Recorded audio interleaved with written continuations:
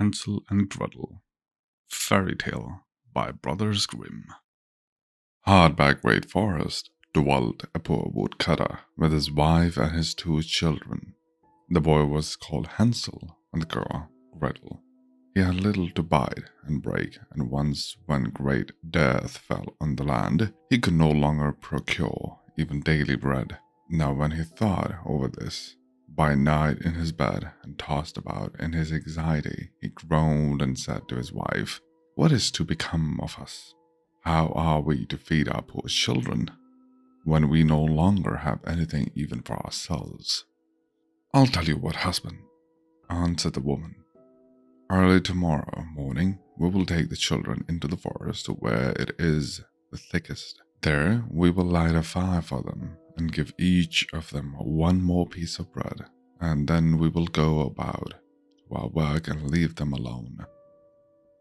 They will not find the way home, and we shall be rid of them."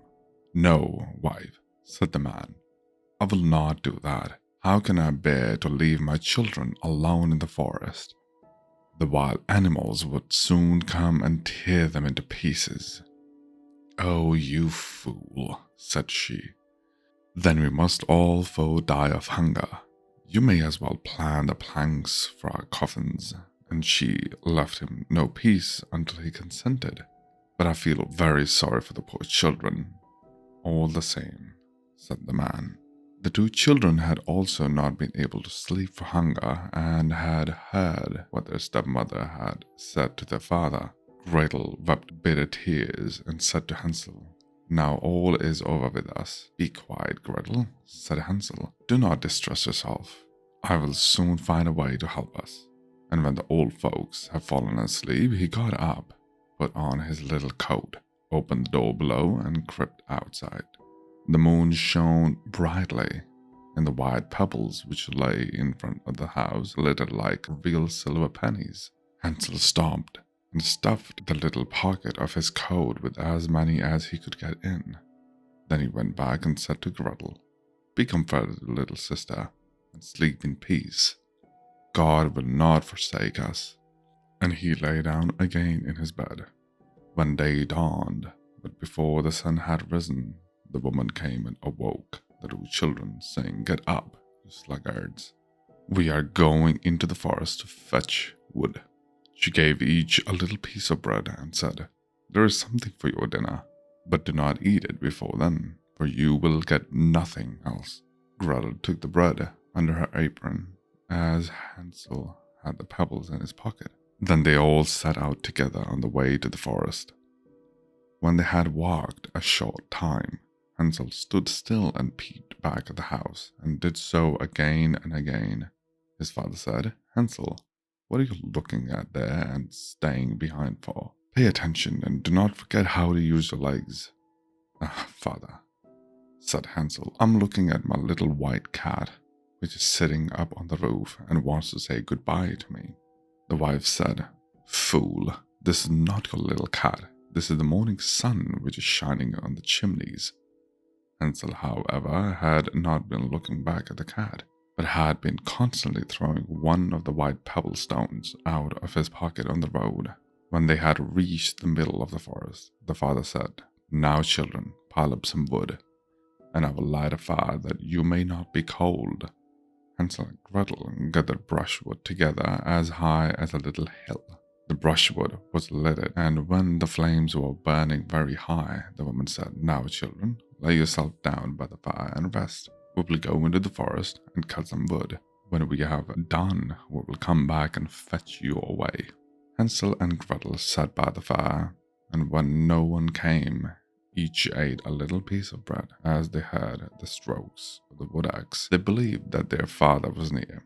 It was not the axe, however, but a branch which he had fastened to a withered tree which the wind was blowing backwards and forwards. And as they had been sitting such a long time, their eyes closed with fatigue, and they fell fast asleep.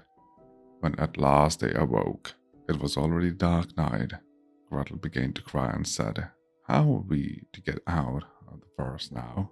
But Hansel comforted her and said, "Just wait a little until the moon has risen. And when the full moon had risen, Hansel took his little sister by the hand and followed the pebbles, which shone like newly coined silver pieces, and showed them the way. They walked the whole night along, and by break of day came once more to their father's house.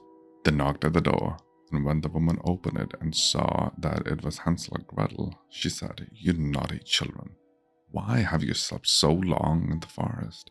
We thought you were never coming back at all." The father, however, rejoiced, for it had cut him to the heart to leave them behind alone. Not long afterwards, there was once more great dearth throughout the land, and the children heard that their mothers saying at night to their father, "Everything is eaten again. We have 1/2 loaf left, and that is the end. The children must go. We will take them further into the wood so that they will not find their way out again. There's no other means of saving ourselves." The man's heart was heavy, and he thought it would be better for you to share the last mouthful with your children. The woman, however, would listen to nothing that he had to say, but scolded him and reproached him. He who says a must say be, likewise, and as he had yielded the first time, he had to do so a second time also. The children, however, were still awake and had heard the conversation. When the old folks were asleep, Hansel got up and wanted to go out and pick up pebbles as he had done before, but the woman had locked the door, and Hansel could not get out. Nevertheless, he comforted his little sister and said, "Do not cry, Gretel. Go to sleep quietly. The good God will help us." Early in the morning came the woman and took the children out of their beds. Their piece of bread was given to them, but it was still smaller than the time before. On the way into the forest, Hansel crumbled his in his pocket and often stood still and threw a morsel on the ground. "Hansel, why do you stop and look around?" said the father. "Go on. I'm looking back at my little pigeon, which is sitting on the roof and wants to say goodbye to me," answered Hansel. "Fool," said the woman. "This is not your little pigeon. This is the morning sun that is shining on the chimney." Hansel, however, little by little, threw all the crumbs on the path. The woman led the children still deeper into the forest, where they had never been in their lives before. Then a great fire was again made, and the mother said, "Just sit there, you children, and when you are tired, you may sleep a little. We are going into the forest to cut wood, and in the evening, when we are done, we will come and fetch you away." When it was noon, Gretel shared her piece of bread with Hansel. Then they fell asleep, and evening passed, but no one came to the poor children.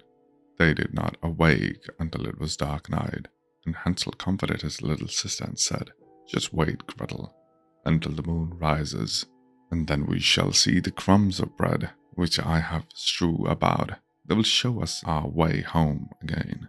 When the moon came out, they set out, but they found no crumbs, for the many thousands of birds which fly about in the woods and fields have picked them all. Hansel said to Gretel, "We shall soon find the way," but they did not find it. They walked the whole night and all the next day too, from morning till evening, but they did not get out of the forest and were very hungry, for they had nothing to eat but 2 or 3 berries, which grew on the ground, and as they were so weary, their legs would carry them no longer, and lay down beneath a tree and fell asleep. It was now 3 mornings since they had left their father's house.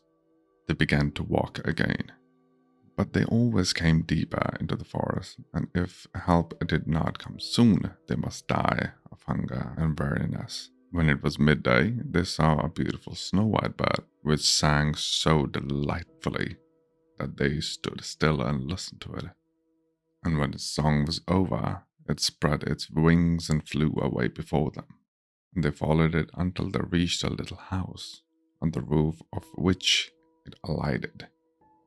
And when they approached the little house, they saw that it was built of bread and covered with cakes, but that the windows were of clear sugar. "We will set to work on that," said Hansel, "and have a good meal." I will eat a bit of the roof, and you, Gretel, can eat some of the window. It will taste sweet. Hansel reached up above and broke off a little of the roof to try how it tasted, and Gretel leaned against the window and nibbled at the panes. Then a soft voice cried from the parlor, "Nibble, nibble, gnaw, who is nibbling at my little house?" The children answered, the wind, the heaven-born wind," and went on eating without disturbing themselves. Hansel, who liked the taste of the roof, tore down a great piece of it, and Gretel pushed out the whole of one round window pane and sat down and enjoyed herself with it. Suddenly the door opened, and a woman as old as the hills, who supported herself on crutches, came creeping out. Hansel and Gretel were so terribly frightened that they let fall what they had in their hands. The old woman, however, nodded her head and said, "Oh, you dear children, who has brought you here? Do come in and stay with me. No harm shall happen to you." She took them both by the hand and led them into her little house. The good food was set before them, milk and pancakes with sugar, apples and nuts. Afterwards, the two little beds were covered with clean white linen, and Hansel and Gretel lay down in them and thought they were in heaven. The woman had only pretended to be so kind. She was in reality a wicked witch who lay in wait for children, and had only built that little house of bread in order to entice them there. When a child fell into her path, she killed it, cooked and ate it, and that was a feast day for her. Witches have red eyes and cannot see far, but they have a keen scent like a beast, and are aware when human beings draw near. When Hansel and Gretel came into the neighborhood, she laughed with malice and said mockingly, "I will have them, and they shall not escape me again." Early in the morning, before the children were awake, she was already up, and when she saw both of them sleeping and looking so pretty, with their plump and rosy cheeks, she muttered to herself, "That will be a dainty mouthful." Then she seized Hansel with her shriveled hand, carried him into a little stable, and locked him in behind a grated door. Scream as he might, it would not help him. Then she went to Gretel, shook her till she woke, and cried, "Get up, lazy thing, fetch some water, and cook something good for your brother. He's in the stable outside, and is to be made fat. And when he is fat, I will eat him." Gretel began to weep bitterly, but it was all in vain, for she was forced to do what the wicked witch commanded. And now the best food was cooked for the poor Hansel, but Gretel got nothing but crab shells. Every morning the woman crept to the little stable and cried, "Hansel, stretch out your little fingers that I might feel if you will soon be fat." Hansel, however, stretched out a little bone to her, and the old woman, who had dim eyes, could not see it, and thought it was Hansel's fingers, and was astonished that there was no way of fattening him. When 4 weeks had gone by, and Hansel still remained thin, she was seized with impatience, and would not wait any longer. "Now then, Gretel," she cried to the girl, "stir yourself and bring some water. Let Hansel be fat or lean. Tomorrow I will kill him and cook him." Ah, how the poor little sister did lament when she had to fetch the water, and how her tears did flow down her cheeks. "Dear God, do help us," she cried. "If the wild beasts in the forest had but devoured us, we should at any rate have died together. Just keep your noise to yourself," said the old woman. "It won't help you at all." Early in the morning, Gretel had to go out and hang up the cauldron with the water and light the fire. "We will bake first," said the old woman. "I have already heated the oven and kneaded the dough." She pushed poor Gretel out to the oven, from which flames of fire were already darting. "Creep in," said the witch, "and see if it is properly heated, so that we can put the bread in." And once Gretel was inside, she intended to shut the oven and let her bake in it, and then she would eat her too. But Gretel saw that she had in her mind, and said, "I do not know how I am to do it. How do I get in?" "Silly girl," said the old woman. door is big enough. Just look, I can get in myself." She creeped in and thrust her head into the oven. Then Gretel gave her a push that drove her far into it and shut the iron door and fastened the bolt. Oh, then she began to howl quite horribly. But Gretel ran away, and the godless witch was miserably burned to death. Gretel, however, ran like lightning to Hansel, opened his little stable, and cried, "Hansel, we are saved now! The old witch is dead." Then Hansel sprang like a bird from its cage when the door is opened. How they did rejoice and embrace each other, and dance about and kiss each other.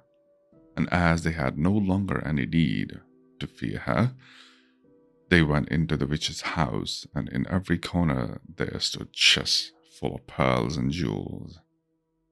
"These are far better than pebbles," said Hansel, and thrust into his pocket whatever could be got in.